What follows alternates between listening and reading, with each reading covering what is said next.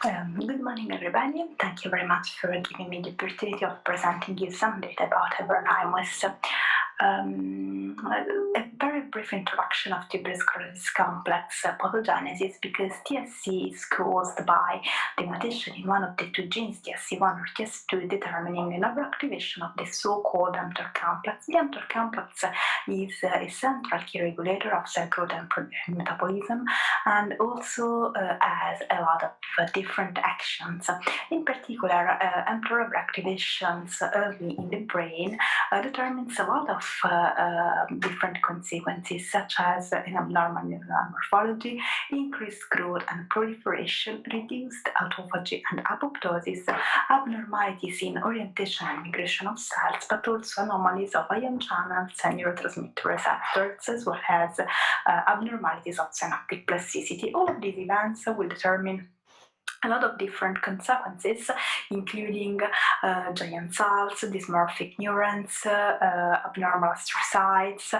Of course, the involvement of migration and orientation of cells will determine abnormalities of cortical structure, with the loss of the six-layered structure of the brain, and again, the presence of abnormalities of ion channels and neurotransmitters will determine an imbalance between excitation and inhibition. All of these events are responsible of an increased susceptibility to manifest the neurological symptoms of tuberous sclerosis complex, including epilepsy, learning disability, and autism spectrum disorder.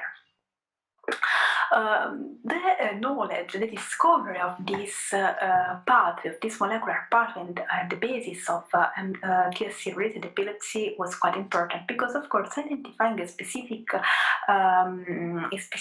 pathway under epilepsy and tuberous sclerosis complex paved the way to test the efficacy of specific inhibitors of this pathway, because specific mTOR inhibitors exist and they are the object of my talk. The available treatment options for epilepsy, not only tuberous sclerosis complex but in general, are usually drugs that affects cortical excitability, but have no effect on the underlying disease, nor on the epileptogenesis process. While with everolimus, we are facing with a very different drug in this, from this point of view. Everolimus indeed is a selective inhibitor of the mTOR complex, and it has been developed as an analog of rapamycin. They share the same central macrolide structure. The peak concentration of everolimus is reached at about 1 hour after the administration in fasting condition. It binds for about 74% to plasma proteins, and its mean half-life is about 30 hours, thus allowing a once daily administration.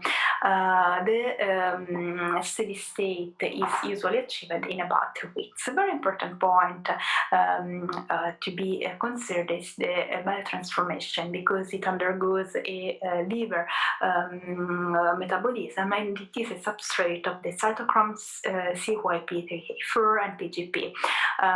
They are, of course, very known from all of you, because they can be also the substrate of the so-called enzyme-induced antiepileptic drugs, thus meaning that the administration of these drugs can reduce everolimus blood levels. Enzyme-induced antiepileptic drugs include phenobarbital, phenytoin, carbamazepine, and oxcarbazepine, and topiramate.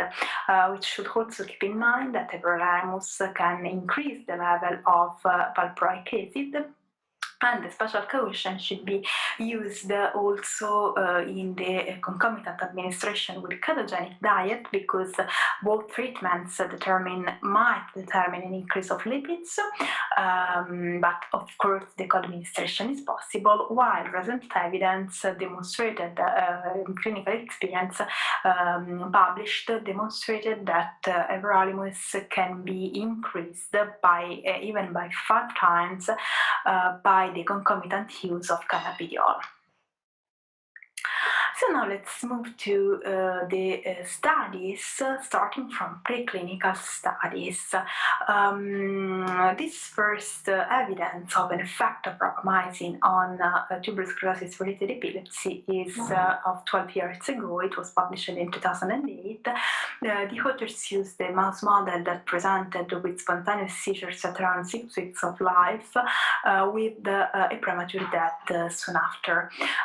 They divided the mice into two different groups. In the first group, they administered rapamycin after 2 weeks from birth, so far before the onset of epilepsy, and they observed that rapamycin treatment was able to prevent the development of seizures and also prolonged survival. In the second group, they administered rapamycin after the onset of seizures at 6 weeks of life and observed the suppression of seizures with prolonged survival. So this was only the first of a long series of studies that converged in demonstrating that mTOR pathway is crucially involved in epileptogenesis, and so that treatment with mTOR inhibitors can suppress seizures, but if early administered, also prevent seizures, thus raising the hypothesis of an anti-epileptogenic potential of this drug.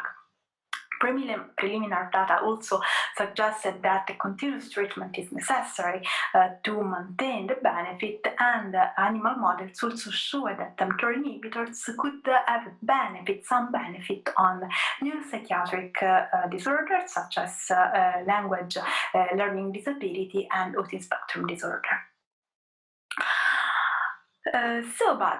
Which are the different mechanisms of action of everolimus in reducing epilepsy, in suppressing seizures, and in preventing seizures? Of course, there is a modulation of cortical excitability by action on ion channels, and also by modulating, for instance, the glutamatergic neurotransmissions by reducing expression of AMPA receptors. But besides these effects, there are also much more long-lasting effects that can explain the wider spectrum of action of everolimus, and of course the possible anti-epileptogenic potential, because everolimus can have a neuroprotective effect, but can also modulate synaptic plasticity, neuronal death, synaptogenesis, neurogenesis, and also have long-term effects on metabolism and protein synthesis. All of this also explains why everolimus is not to be considered as a rescue drug, because there is not so much acute effect, but the chronic administration of this drug can determine a real modification of synaptic membrane with reduced excitability. So the chronic treatment determines significant changes also of cell membrane.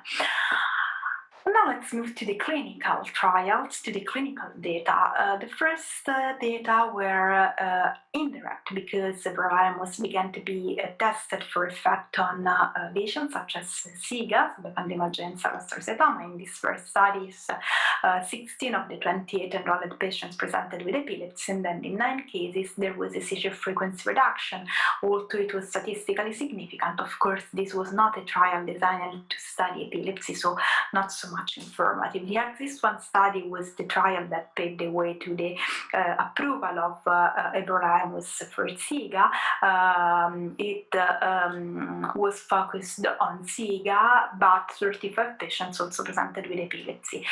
In this case, the benefit was not evident, was not statistically significant, but once again, this was not designed to study epilepsy. After the evidence on mouse models, this anecdotal case report was published. This was a 10-year-old girl with very severe refractory epilepsy. She also underwent 2 tuberectomies and presented with cluster of seizures every day. After the treatment with rapamycin, she continued to present some seizures, but they were no more in cluster, and they were much more brief and less severe. So overall, a significant benefit. In this other case, case reported in the literature by the Polish group, a young boy treated because of an inoperable SIGA. After 1 month and a half of treatment with everolimus, began to stop at 2% seizures, and he remained seizure-free for all the observation period. After anecdotal cases, also some studies, some mainly open-label studies, began to be published overall throughout the world, with a total of 70 patients reported, with a wide age range, but mainly in the pediatric age. The duration of the different trials was quite different, so of course it is different to draw definite conclusions. It is different to really compare one trial to another, but results are quite encouraging because 80% of patients presented with a clinically significant response. All of this paved the way to design a specific randomized clinical trial with phase 3 clinical trial focused on the efficacy of and safety of everolimus in TSC-related epilepsy. This trial was the AXIS-3 trial, and it included 3 different arms with 2 different dosages of everolimus.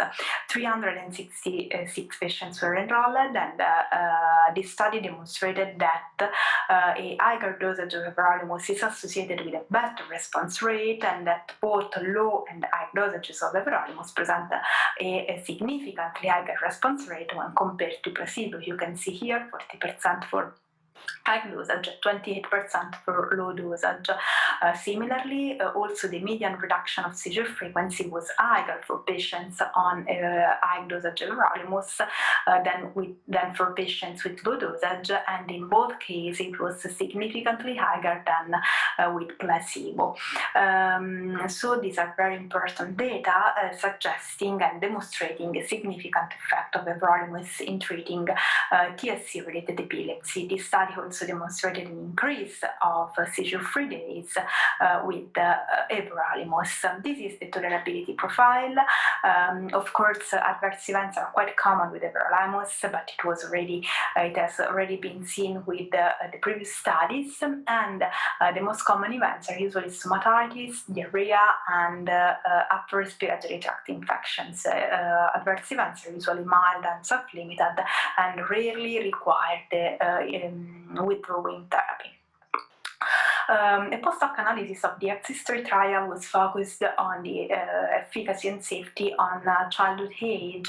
299 patients of the AXIS-3 trial were in the pediatric age, and the specific analysis divided them into 2 different groups, below and over 6 years of age. And this study demonstrated that everolimus was much more effective than placebo, but also demonstrated above all that patients under 6 years of age presented a greater benefit. This is the tolerability profile for childhood. So adverse events are quite the same. Just to mention that pneumonia appears to be more frequent in the younger cell group, while in the older cell group, stomatitis began to appear because it does not seem to be a significant complaint, meaning greater 3 or 4 adverse events in the younger subgroup. So also the tolerability profile is quite reassuring. It is now a lot of years that everolimus is being used, and so we also begin to have long-term data of its efficacy and safety. First of all, the first data is that everolimus maintains its efficacy over time, and that benefits might appear for the first time even months after beginning treatment. So if tolerability is good, it can be valuable to maintain the treatment. As just regarding tolerability, it is very important to say that there are no unexpected toxicity over a long treatment, and that adverse events usually decrease over time. And the analysis of tolerability in young children demonstrate that there are no significant effects on growth and puberty. So, just toward the conclusion, we understand that everolimus is a safe and effective drug in tuberous sclerosis-related epilepsy. We know that a lot of time in tuberous sclerosis complex we have a sort of fraud toward encephalopathy, starting from birth, seizure onset, refractory epilepsy, and all the neuropsychiatric comorbidities. And we should understand how we can interrupt this fraud. If we act here, it is too late when there is already refractory epilepsy. Someone proposed to intervene before birth, but there are two deleterious effects on neuropsychological abilities, and so our focus is before seizure onset in the period of epileptogenesis. So this is the focus of the next year's studies. So, to summarize our conclusion, the treatment with objective everolimus in tuberous sclerosis-related epilepsy resulted in a sustained reduction of seizure frequency over time, and the reduction is usually both time and exposure dependent, so long treatment can be valuable. The recommended therapeutic drug monitoring level is between 5 and 7 nanogram per milliliter, but X3 study demonstrated that even higher dosages can be administered with no particular increase of adverse events. There is evidence of a better response in younger patients, thus meaning that we should make our best to initiate this treatment early during the course of epilepsy. And finally, but the last but not the least, everolimus proved to be an anti-epileptogenic agent and has the potential of being a disease-modifying therapy. So, of course, it is a systemic treatment. So, it is quite different from a simple anti-epileptic treatment. Thank you very much for your attention, and have a good day.